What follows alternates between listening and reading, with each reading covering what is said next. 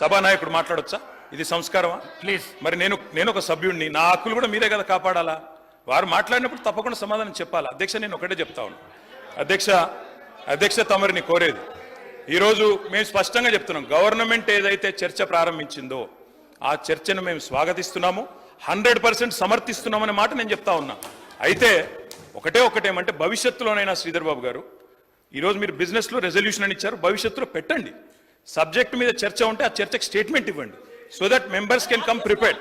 ఇక అది వదిలేస్తే, ఆ మీమాంస వదిలేస్తే, అధ్యక్ష ఇప్పుడే నేను చెప్పాను అధ్యక్ష, మేము సీరియస్ విషయం కాబట్టి రెజల్యూషన్ సరిగ్గా పెట్టమని చెప్తున్నా వెంకరెడ్డి గారు. అధ్యక్ష, ఈ రకంగా మంత్రులు డిస్టర్బ్ చేయడం మాటికి పద్ధతి కాదు. సీనియర్ మెంబర్లు ఇదేం పద్ధతి అధ్యక్ష? స్వాగతిస్తున్నామని చెప్తే మళ్ళీ ఈ రకంగా ఇబ్బంది పెట్టడం ఏంది? ఇంత ఓపిక లేదేమో అధ్యక్ష. వెంకటరెడ్డి గారు ప్లీజ్ కూర్చోండి. అధ్యక్ష ప్లీజ్, నేను ఇస్తాను, కూర్చోండి.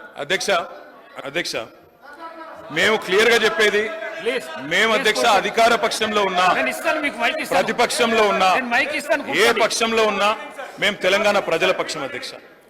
మేము ఈరోజు ఈ కాంగ్రెస్ ప్రభుత్వం ప్రవేశపెట్టిన ఈ చర్చను ఎందుకు సమర్థిస్తున్నాము, ఎందుకు స్వాగతిస్తున్నామంటే, తప్పకుండా రాష్ట్ర విశాల ప్రయోజనాల దృష్ట్యా, రాజకీయ ప్రయోజనాల కంటే కూడా రాష్ట్ర ప్రయోజనాలు ముఖ్యం కాబట్టి, తప్పకుండా రాష్ట్రంలోని ప్రజలకు న్యాయం జరగాలి కాబట్టి, నిన్న కేంద్ర బడ్జెట్లో అన్యాయం జరిగింది కాబట్టి తప్పకుండా ప్రభుత్వం ఈరోజు ఏదైతే చర్చను పెట్టిందో దాన్ని మేము సంపూర్ణంగా స్వాగతిస్తున్నామన్న మాట మళ్ళొకసారి చెప్తా ఉన్నా అధ్యక్ష.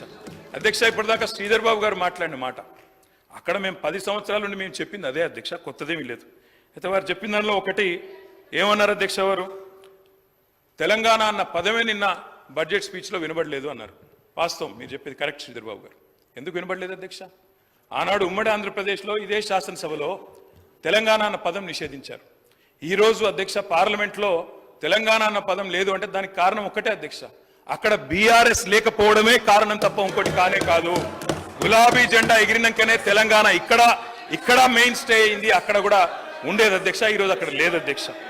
కేంద్ర బడ్జెట్ చూసినాక ఇలా తెలంగాణ ప్రజలు ఏమనుకుంటున్నారంటే అధ్యక్ష, చాలా స్పష్టంగా లెక్కలు తప్పినాయి అధ్యక్ష.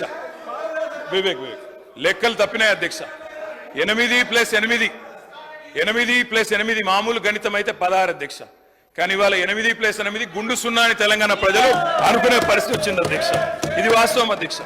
ఎందుకంటే తెలంగాణ గడ్డ మీద పుట్టిన ప్రతి బిడ్డకు కలిగిన భావన నిన్న కేంద్ర ప్రభుత్వ బడ్జెట్ చూసినాక ఈ 10 సంవత్సరాలు ఏదైతే అన్యాయం జరిగిందో అదే అన్యాయం కొనసాగింపుగా ముందుకు పోతా ఉంది అధ్యక్ష. కాకపోతే హాస్యాస్పదం ఏమంటే, మమ్మల్ని ఒక మాట అన్నారు అధ్యక్ష.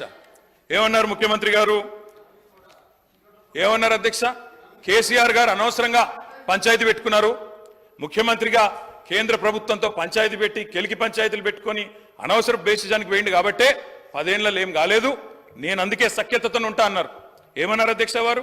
ఇక్కడ హైదరాబాద్లో ఒక మీటింగ్లో మోడీ గారు వస్తే ఏమని చెప్పినారు? మాది కేంద్ర ప్రభుత్వంతో ఇప్పటి నుంచి బంధాలు, అనుబంధాలు, సత్సంబంధాలు ఉంటాయి. మోడీ గారు పెద్దన్న లాంటి వారు, బడే బాయ్, నేను చోటే బాయ్ అన్నారు అధ్యక్ష. అన్నాదమ్ముల అనుబంధం మంచి అద్భుతమైన సినిమా పండించిన వేదిక మీద ముఖ్యమంత్రి గారు. మరి ఏమైంది అధ్యక్ష? ఈరోజు ఏం జరిగింది అధ్యక్ష? తన దాకా వస్తే గానీ ఇవాళ శ్రీధర్ బాబు గారు మాట్లాడుతున్నారు సవతి తల్లి ప్రేమ, కక్ష, వివక్ష. మరి మేమేం చెప్పినాం అధ్యక్ష? మేం చెప్పింది కూడా గదే ఇన్ని రోజులు. ఇప్పుడు మీ దాకా వస్తే మీకు తత్వం అర్థమైంది, వాళ్ళు ఎట్లా వ్యవహరిస్తారో. ఎన్నిసార్లు తిరిగినా, ఎక్కే విమానం దిగే విమానం అన్నట్టు 20 సార్లు ఢిల్లీలు దిగినా ఆడ ఏం జరగదన్న విషయం ఇప్పుడు అర్థమైంది మీకు.